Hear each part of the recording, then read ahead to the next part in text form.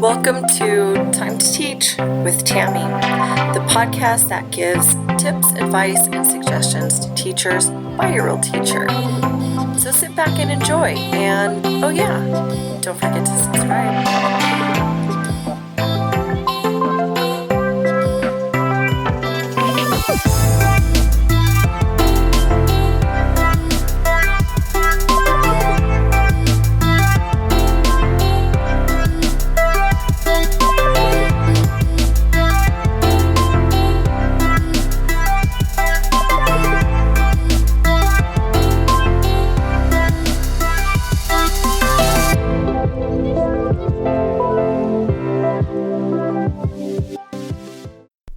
And we're back. Welcome to episode 72 of Time to Teach.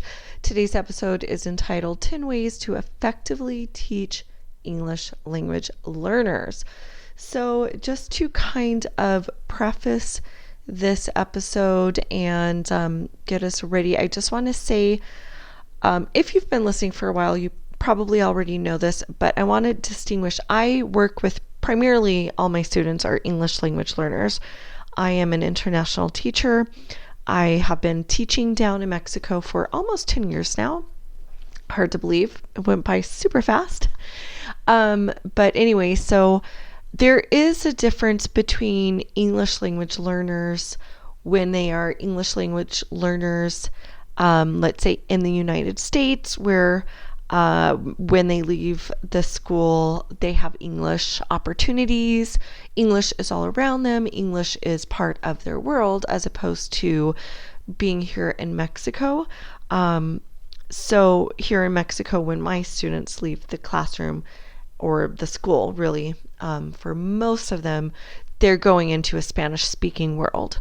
So the only real difference, I would say that the strategies are the same, but in terms of my urgency for my students to be producing the English language and making sure they're using all of the opportunities inside the school day, it just becomes a little more urgent because when they leave the school, they don't have the same opportunity to use the language as they would if they were living in the United States or another English-speaking country. So I think the strategies will be the same, but in terms of, which I'm really probably not even going to get into in this episode, but in the terms of the way I'm working and really asking students to produce the English language with exception, and I'll explain that in a second with exception, that will possibly be a little bit different. So, yeah, that's exactly what we are going to be talking about today.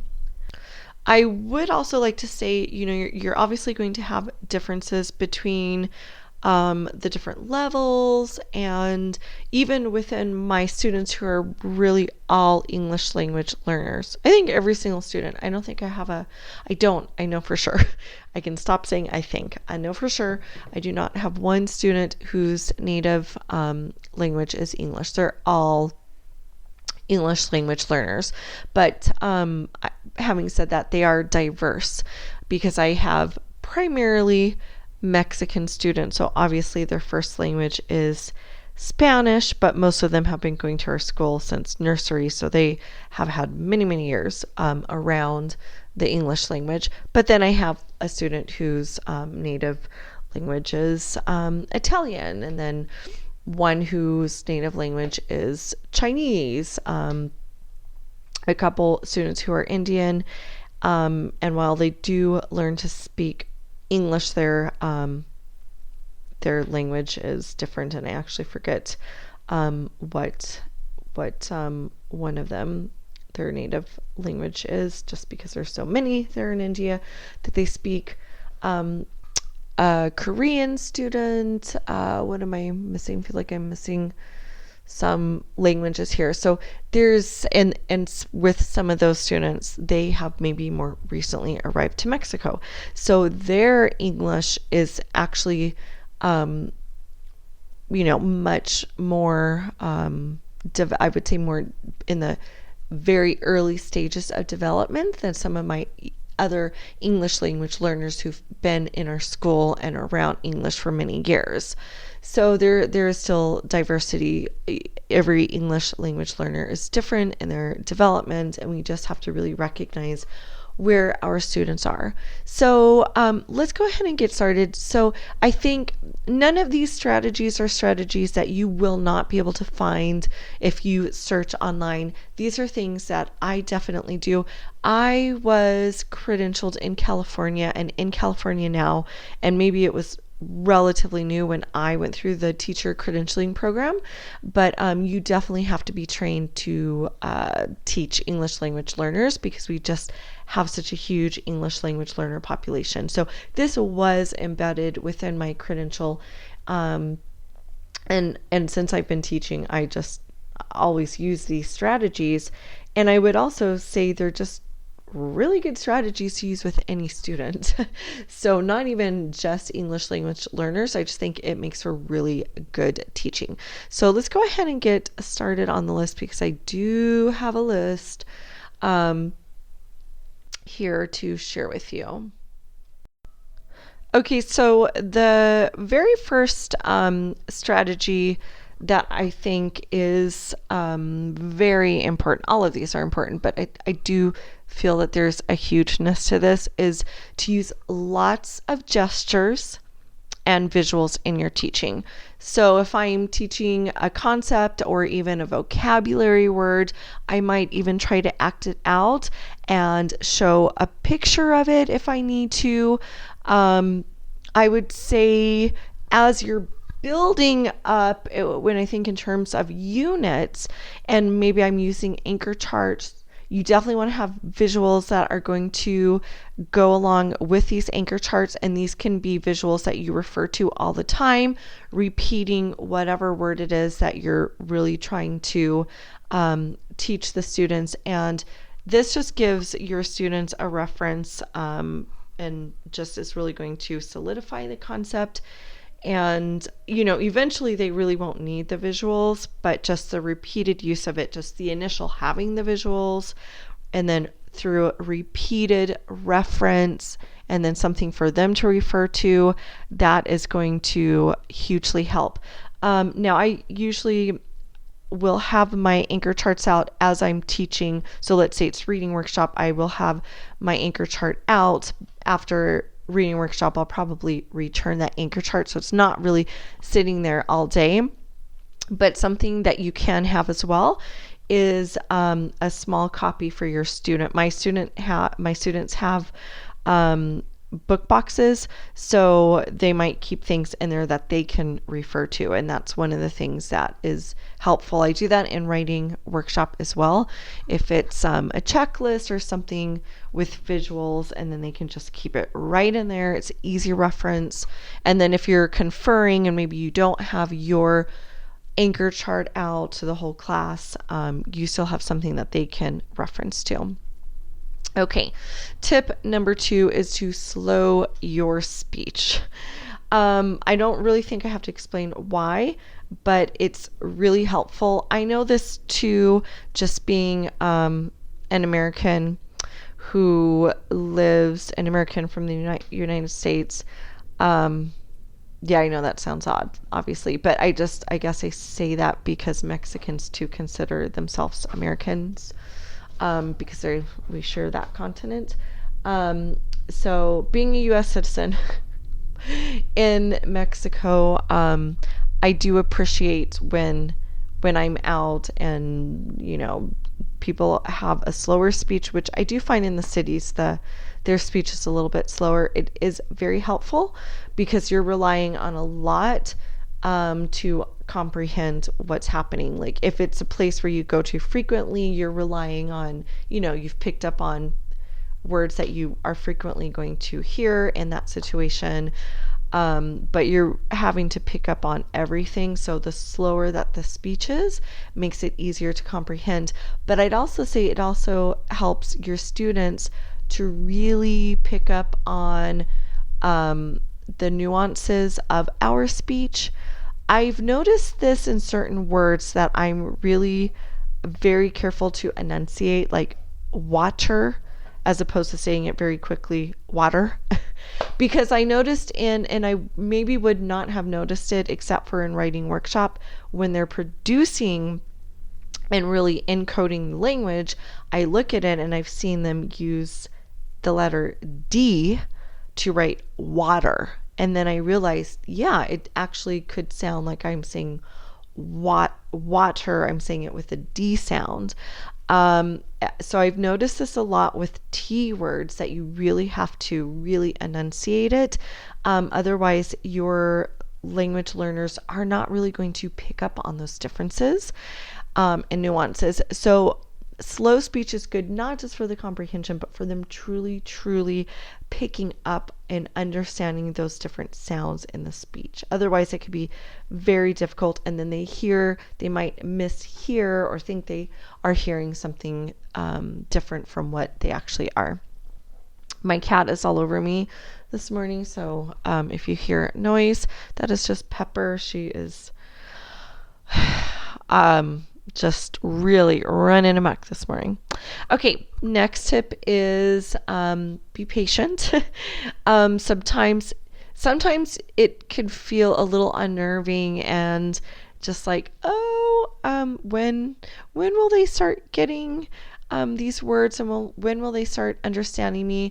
But the thing is, with language acquisition, there is, as we all know, that silent period. So I think we really have to just respect that that is happening. So even when we feel like it's taking a long time, they are absorbing the language, and they need that time. So they just really need to be respected. And I would say not to rush it, but do give them speaking opportunities. And, I would also say wait time. Something that I'm careful about, and we're going to get into this because this is one of the tips that I have. But the thing is, I want to make sure that I give my students an opportunity. And when I'm speaking, I'm kind of speaking to those ones who are in very early stages, the ones who might be most apprehensive or have the fewest English words in their vocabulary. I don't want to put them too much on the spotlight, but I do want to give them opportunities and check-ins. So there are ways to support that we'll talk about in a minute. But if I do call on them, and let's say it's in a small group setting, or any kind of setting, small group, even if it's one-on-one or whole group, give them ample wait time. Okay, give them ample wait time. But I'm going to piggyback onto my next strategy. Is there are ways to actually support that before you're even calling on them, is really implementing a lot of partnerships and group work. So before I ever go and call on any student, I mean, once in a while I will, because I'm not going to turn and talk for everything, although I do a lot of turning and talking, because I just think it's a great way to support thinking, language, and get everyone participating. So more times than not, I'm using turn and talk before I call on anyone. But typically my really early stages of development in the English language, those students, they will have had an opportunity to turn and talk in a small group or a triad.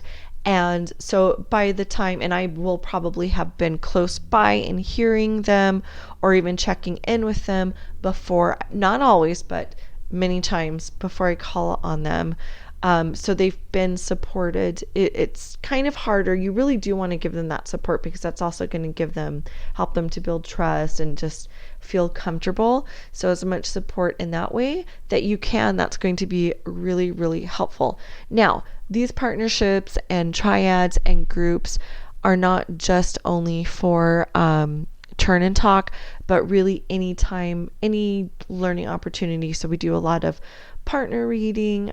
My students who are in special English, which would be the ones who are at those beginning stages of the language development, they're really only with me during 1 hour of the day. So I primarily have them during my last hour, which is math. So they're missing a lot of that. other work periods. But they do start the day with me, and we do our shared reading, and we'll usually have a turn and talk then. And then as they start integrating more within the day, they'll, like integrate during reading workshop and other times word work. So then I start having them for longer periods of the day. But those partnerships, having students work in partnerships, brainstorm, they start hearing the language modeled. The students are really, really good. They're like little teachers. I really think not just with English language learners, you really need to be utilizing the strength of the students and in terms of partnerships, triads, and small groups, because they will be little mini teachers. You do not have to rely on only yourself. They are tools to be used. So I find that is extremely, extremely helpful.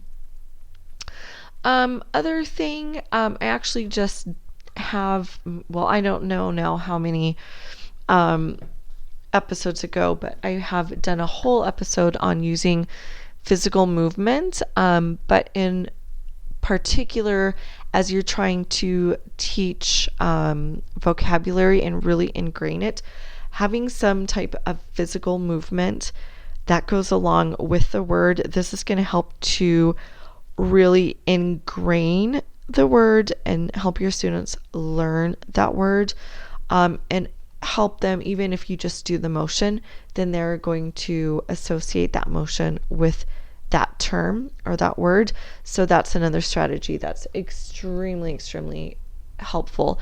And that means you doing the physical movement, teaching it to the students, and getting them to use it as well. You'll probably see that they'll start using that motion again to you to make sure, like, is that the word that you mean? Yeah, yep, that's the word that I mean. Another really great strategy, and I teach very young students. They come in age 5 and turn 6, so we're talking 5 and 6 year olds. A couple of them are 6 turning 7, but young learners. Songs are a great way to be teaching vocabulary, teaching any types of language that would be helpful for students to have. So if you're doing unit themes, a different song that goes with it, with the different concepts, is very good. We have just those regular songs, the cleanup song, we have a gathering song. So they start learning not just the vocabulary, but I like it for the structure of the English language. They start learning how to structure their sentences together and just understanding the way that our language, the language goes. So huge, huge help for them. I don't know how that would be at the older grades, but definitely I'd say with your younger students, that's very helpful.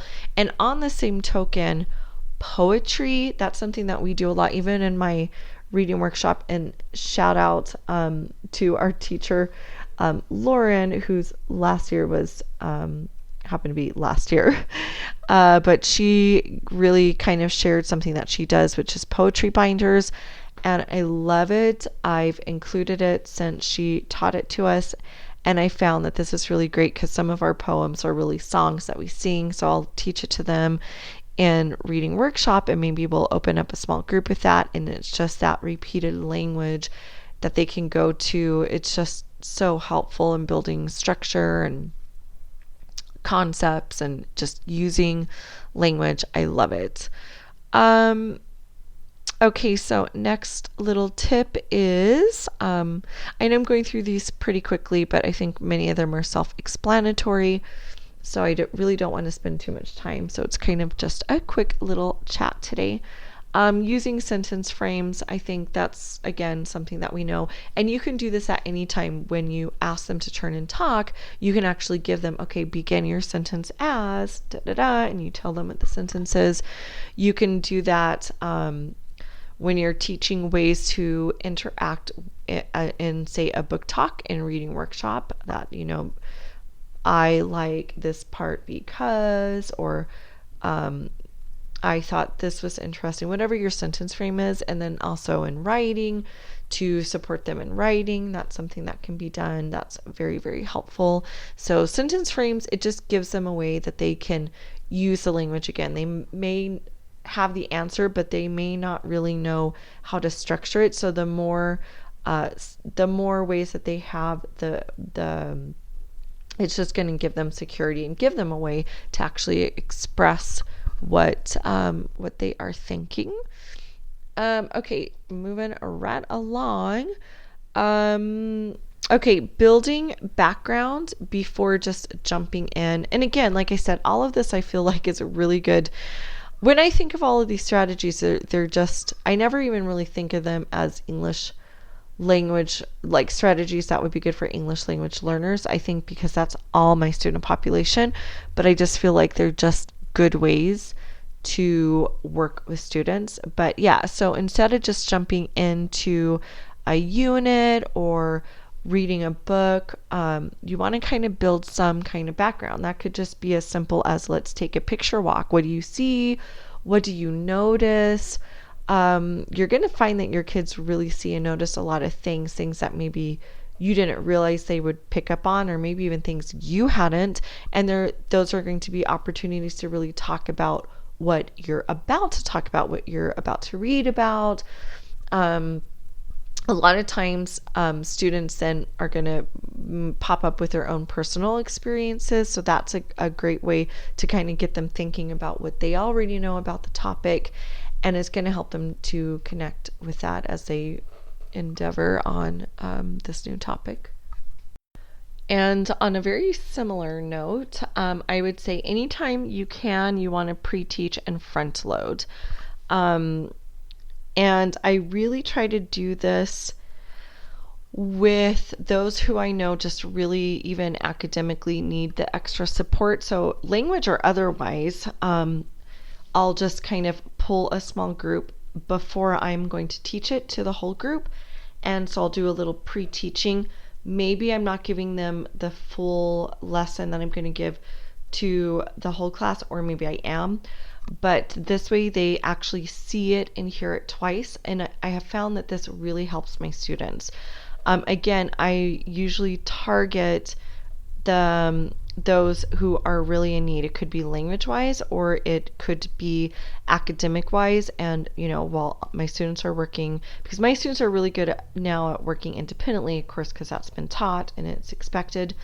So I can just pull a small group and then pre-teach something, front load them, and then they'll hear it again when I teach it to the whole class. And I just find it's a way of differentiating, even though it's, you may feel like, well, I'm not, because I'm just giving it to them twice. Well, sometimes they just need it twice. They just need a little more exposure to that concept, or a little more time with it. So it really is that additional time that is the differentiation, which the other students are not getting. So that's how you're differentiating. Okay, and then I think we are just about almost done here, people. Going to one last little thing is, don't be afraid to use a translator. This is actually my very first year that I have students who, in our school, we have what's called ASAP, which is like a special English, and then SSL, which would be special Spanish. So these students are ones who are newer to the country, here to Mexico, and they speak very little English and or very little Spanish. So they have a different class for those periods, and they tend to start with us just for the math time. And then as their English develops, they integrate more into the classroom. So this is my very first year, even though I've been working at this school, I guess, for 7 years now. It's my first year having students who are in SSL and ASAP. So it's been kind of a new thing for me, which I've been enjoying learning about. And I have the communication piece can be a little bit challenging. So I had a colleague who told me about this translator app, And that's really helped, especially in terms of this one particular student who I have. His grandma is the one who primarily is maybe my contact, who I see more frequently than not. And she will speak to me in Chinese, and I have a very difficult time. When I say very difficult, I mean very difficult, because I do not speak Chinese.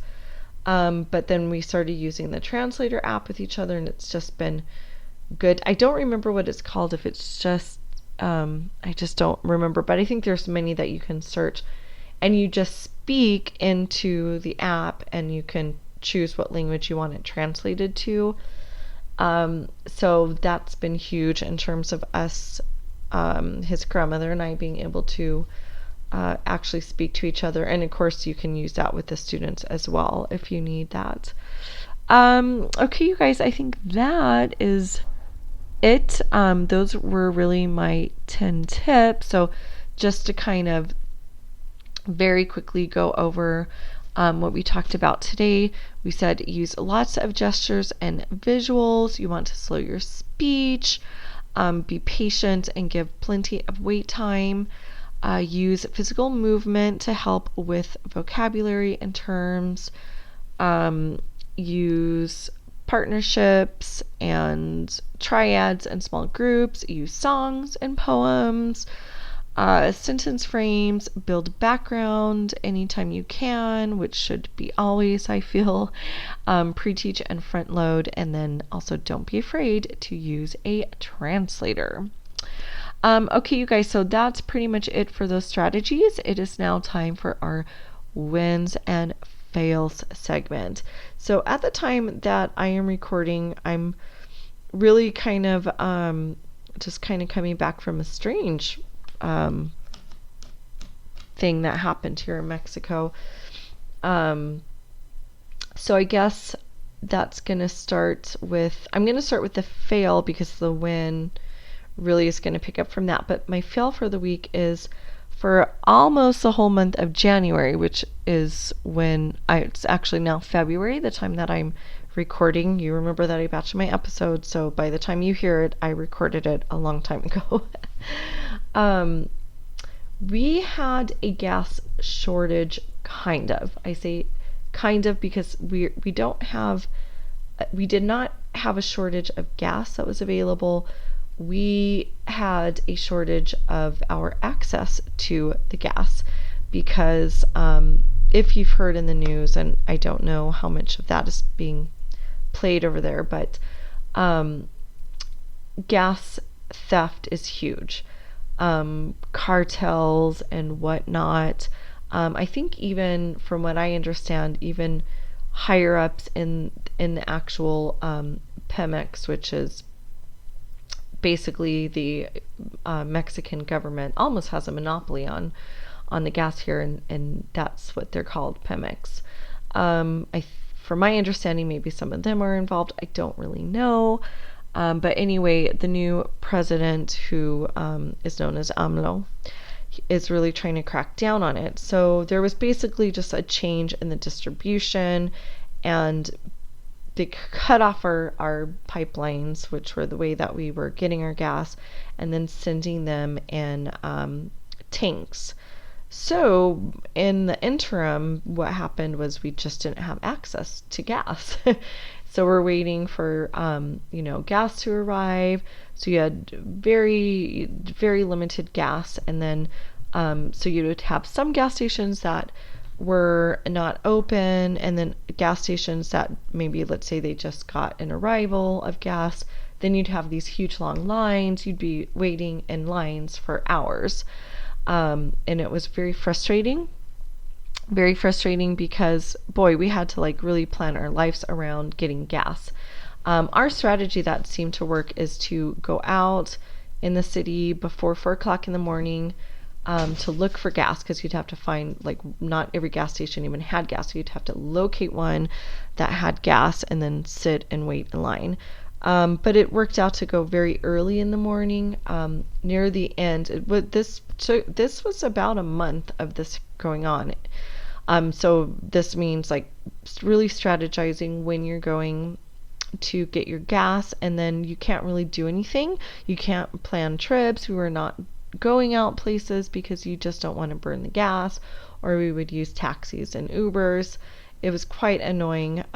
Walk to Walmart to get our groceries and then just Uber back home.